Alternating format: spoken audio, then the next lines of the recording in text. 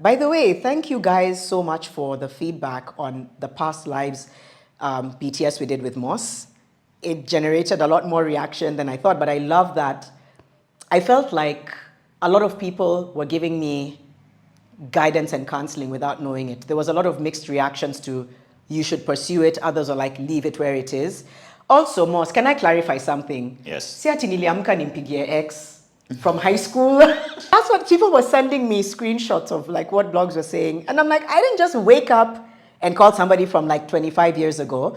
It's somebody I knew from a long time ago. We didn't even speak for 12 years because I started my family. He was off, doing his thing. Literally, we didn't really think or talk about each other. And it was only a recent reconnection. But yes, the person happens to be from way back when. But thank you. Thank you for the shares. Thank you for the feedback.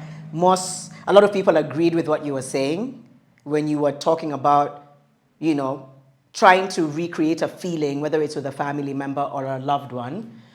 Yeah. I'm still stubborn though. Why? Because I feel like if it's a safe space, there's no harm in trying to analyze whether it's worth, pursuing. If it's a safe space, and if you're both at a place where you both feel safe around each other, you both don't really necessarily have anything or anyone stopping you. Yeah. You can have the conversation. I don't know yet. Yeah, you can pursue. Yeah. The challenge is expecting the same feeling as you had initially, because that one won't come. Actually, that one won't come. Yeah. What if it does? Look at J-Lo and Ben Affleck, Ashanti and Nelly. I'm just saying, 20 years later. Yeah, it can. Okay, the only thing that you need to be cautious about is managing the expectation. That's true. Because it won't turn out well for everybody. So you might pursue, it gets even better, gets to the same level, or even below your expectations. So it's just getting into it with a cautious. Your expectations. Yes. Yeah, for all the thinking I've done around it, I didn't consider that. You've said something really profound about, hey, it may not feel the same. Yes. And to be honest, I feel like where we are, myself and the other party, is that's even going too far. We've almost like pushed brakes to be like, let's just hang out and have a conversation about it. Because we might end up saying, let's leave things as they are. Let's pursue friendship or give each other space or try date. I don't know. But it's the conversation opens up an opportunity to measure your feelings. Yeah. Are you still feeling the same? It's just, you had just missed them. And the first date cancels out your other feelings. You're like, it's not the way I thought it would be. Yeah. Yeah. And sometimes that can be very disappointing. It can. Because there is a part of them that has changed. Yeah. The way you reason, the way you used to chat. On the phone call, it can't be outright. But on a one-on-one conversation, you'll be noticing like he doesn't debate as he used to. He doesn't reason. Your principles have changed. You believe in one thing. He believes in a different thing. Yeah, maybe he even changed his religion. Yeah. Yeah, things like those. So open up for a conversation and measure your feelings. Are they progressing? They are finding fault in every meetup? Purely therapy with Mos. You've just said, I'm like, okay. And suddenly it makes you calmer because you're like, just go in and see. Yes. And also going into the past. Does it matter about, I sometimes think it's important to know what people's past is. Relationships, what do you think about that? Yes. Okay. The best thing to look at is values. Because if you check out the history, if you get into a relationship, avoid much of the history. Really? Yeah, look at the values. Because values are standard. Right.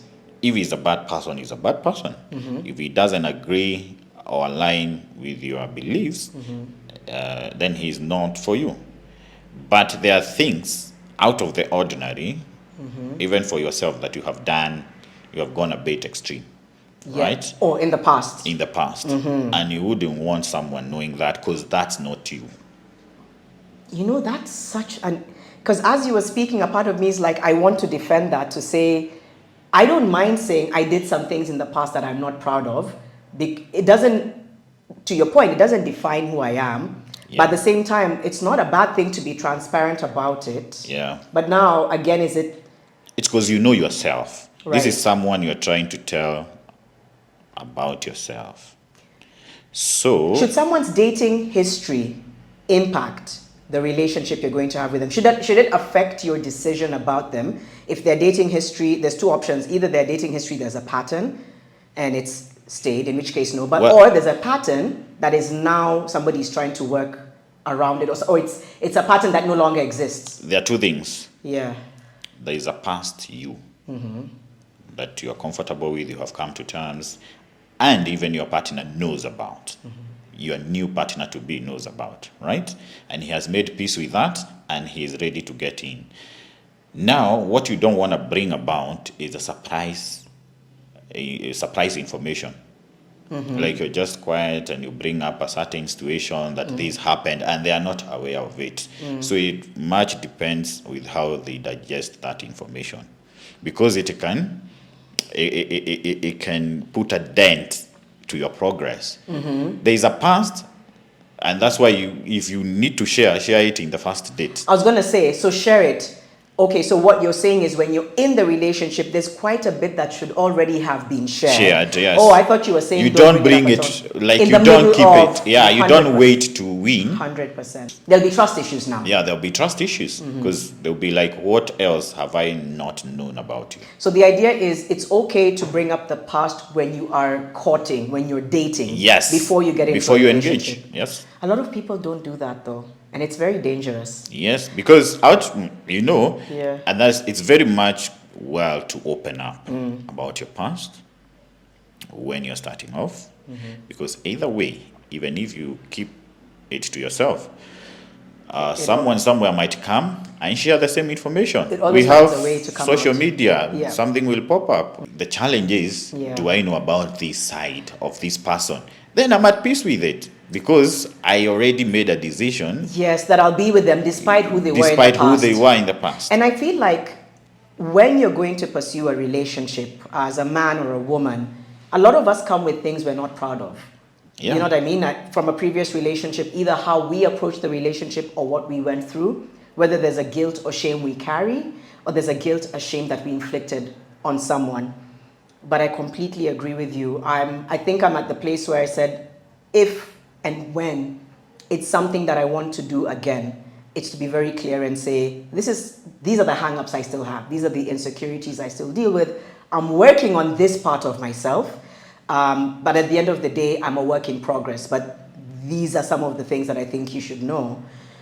Because if somebody really cares about you, they'll also come out and say, this is also how I saw things then. And then you try. Because I feel like putting a perfection foot forward is dangerous. It's called a relationship branding. Relationship branding. Yeah, you want to put out the best. Yeah. Yeah. But you are not perfect. And if there's anything we know now in this day and age, is that all of us come with flaws and a past. If it's highly problematic, have we addressed it? Are we working on it? Are we and working also, on it should not be used as an excuse to be a bad person. 100%. Right. Because it's what we keep saying is about how you're checking yourself in as much as you're checking other people. Yes. Because there's certain things I know that in past relationships, I'm like, you know what, that's not a trait I necessarily want to carry into the next, whether it's how I deal with conflict, how I deal with hurt, how I deal with something I'm not sure of. It's what's your approach now? Yeah. How has your approach evolved? And guys, all that is the most important thing. Passion and love is all well and good. I am a fan. And again, but just please, the rest of that, the precursor to that is honesty. Yes. And also know there is someone who will be okay with your past and there is someone who won't. Yeah. And vice versa. There's somebody who you'll also not be able to stomach their past. Yes. Somebody else can. Yes. So, there are points of compromise. Points of compromise. Yes. Points of compromise. Yeah. There are things you can do without, but there is that principle or that attribute you look forward to in a partner that without it, you don't stand a chance. your non-negotiables. Yes. And it's okay. Your non-negotiables, your boundaries, Yeah. your love languages, your passion. I think there's a lot of things. First of all, guys, I feel like this is one of 17 conversations I could have with Mos. Because sometimes I take a while to process certain things before I share them. So we're just sharing kind of like immediate points of view. But I also feel like there's a deeper, more layered conversation to have around how we approach relationships nowadays. So we're going to put a pin on this one as I decide from how we started this conversation on what I'm going to do going forward in my situation. No situation.